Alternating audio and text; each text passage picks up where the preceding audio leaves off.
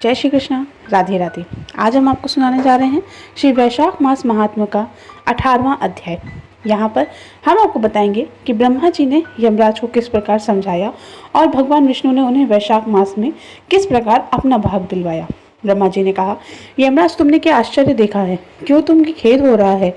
भगवान गोविंद को एक बार भी प्रणाम कर लिया जाए तो वह स्वयं अश्वमेघ यज्ञ के अवभृत स्नान के समान होता है। यज्ञ करने वाला तो पुनः इस संसार में जन्म भी नहीं लेता है, और परंतु भगवान को किया हुआ प्रणाम पुनर्जन्म का हेतु नहीं बनता, बल्कि मुक्ति की प्राप्ति करा देता है। जिसकी जिह्वा के अग्रभाग पर हरि ये 2 अक्षर विद्यमान हैं, उसको कुरुक्षेत्र तीर्थ के सेवन अथवा सरस्वती नदी के जल में स्नान करने से क्या अभिप्राय। जो मृत्यु काल में भगवान विष्णु का स्मरण करता है वह अभक्ष भक्षण आदि से प्राप्त हुई पाप राशि का परित्याग करके भगवान विष्णु के सायुज्य को पाता है, क्योंकि भगवान विष्णु को अपना स्मरण बहुत प्रिय है। यमराज इसी प्रकार वैशाख मास भी भगवान विष्णु को इतना प्रिय है, जिसके धर्म को श्रवण करने मात्र से मनुष्य सभी पापों से छूट जाता है। उसके अनुष्ठान में तत्पर रहने वाला मनुष्य यदि मुक्ति को प्राप्त हो तो उसके लिए और भी क्या कहना। वैशाख मास में भगवान पुरुषोत्तम के नाम और यश का गान किया जाता है, जिससे भगवान बहुत प्रसन्न होते हैं। पुरुषोत्तम श्रीहरि संपूर्ण जगत के स्वामी और हमारे जनक हैं। यह राजा कीर्तिमान वैशाख मास में उन्हीं भगवान के प्रिय धर्मों का अनुष्ठान करता है, जिसने प्रसन्न चित्त होकर भगवान विष्णु सदा उसकी सहायता में स्थित रहते हैं। भगवान वसुदेव के भक्तों का कभी अमंगल नहीं होता। उन्हें जन्म, मृत्यु, जरा और व्याधि का भय कभी नहीं सताता। कार्य में नियुक्ति किया हुआ पुरुष यदि अपनी पूरी शक्ति लगाकर स्वामी के कार्य साधन की चेष्टा करे तो उतने से ही वह कृतार्थ हो जाता है। यदि शक्ति के बाहर का कार्य उपस्थित हो जाए तो स्वामी को उसकी सूचना दे दे। उतना कर देने से वह ऋण से मुक्त हो जाता है और सुख का भागी होता है। जिसने उस प्रयोजन को स्वामी से निवेदित कर दिया, उसके ऊपर से तो कोई ऋण रहता ही नहीं, ना ही उसे कोई पातक लगता है। उसके कर्तव्य पालन के लिए पूरा यत्न कर लेने पर प्राणी का कोई अपराध शेष नहीं रहता। यह कार्य तुम्हारे लिए असंभव है, अतः इसके विषय में तुम्हें शोक नहीं करना चाहिए। ब्रह्मा जी के ऐसा कहने पर यमराज ने दीन वाणी में उनसे कहा, हे तात, मैंने आपके चरणों की सेवा से सब कुछ पा लिया। तब ब्रह्मा जी ने पुनः समझाते हुए कहा, धर्मराज, राजा कीर्तिमान विष्णु धर्म के पालन में तत्पर हैं। चलो हम लोग भगवान विष्णु के समीप चलें और उन्हें ये सब बातें बताकर पीछे उनके कथानुसार कार्य करेंगे। वे ही इस जगत के कर्ता, धर्म के रक्षक और नियामक हैं। इस प्रकार यमराज को आश्वासन देकर ब्रह्मा जी उनके साथ क्षीर सागर के तट पर गए। वहां उन्होंने सच्चिदानंद स्वरूप गुणातीत परमेश्वर विष्णु का स्तवन किया। ब्रह्मा जी की स्तुति से संतुष्ट होकर भगवान विष्णु वहां प्रकट हुए। यमराज और ब्रह्मा जी ने तुरंत ही उनके चरणों में मस्तक को झुकाया। तब भगवान महाविष्णु ने मेघ के समान गंभीर वाणी में उन दोनों से कहा, तुम लोग यहाँ क्यों आए हो। ब्रह्मा जी ने कहा, प्रभु, आपके श्रेष्ठ भक्त राजा कीर्तिमान के शासन काल में सभी मनुष्य वैशाख धर्म के पालन में संलग्न होकर आपके अविनाशी पद को प्राप्त हो रहे हैं। इस यमपुरी पूर्ण रूप से सूनी हो गई है।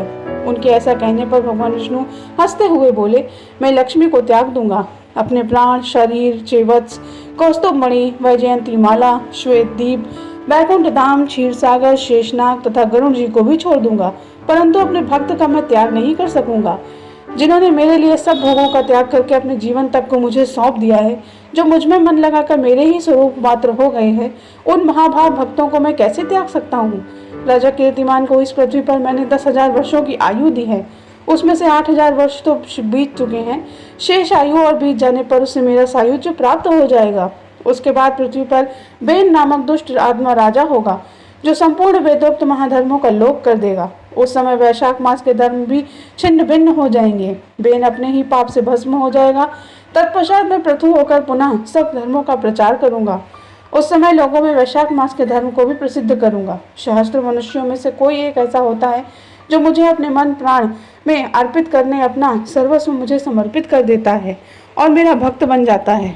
जो ऐसा होता है वही मेरे धर्म का प्रचार करता है।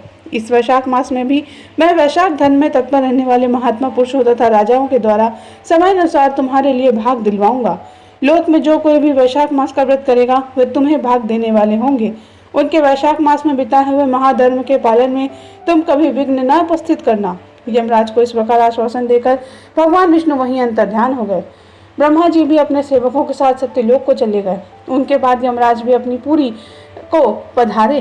वैशाख मास की पूर्णिमा को पहले धर्मराज के उद्देश्य से जल से भरा हुआ घड़ा, दही और अन्न देना चाहिए।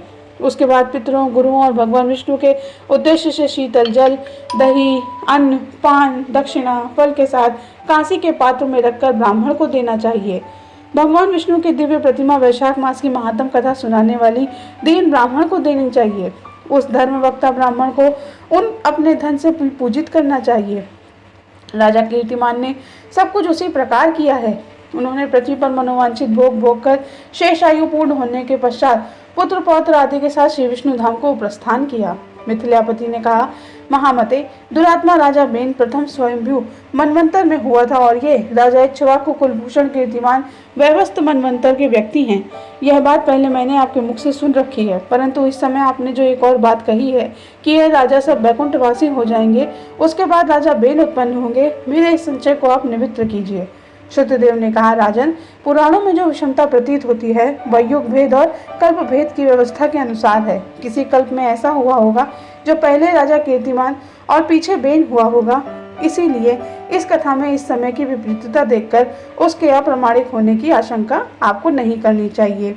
इति श्री वैशाख मास महात्म्य 18वां अध्याय समाप्त। बोलिए विष्णु भगवान की जय। दोस्तों, ये था वैशाख मास का 18वां अध्याय। आशा करते हैं कि आपको यह अध्याय अच्छा लगा होगा। चैनल पर बने रहिएगा, हम इसी प्रकार से आपके लिए प्रतिदिन का अध्याय लाते रहेंगे। साथ ही साथ हमारे चैनल पर हर प्रकार के त्योहार की विशिष्ट जानकारी आपको मिलती है। इसके लिए हम रोज आपके लिए वीडियोस लाते हैं। राधे कृष्णा।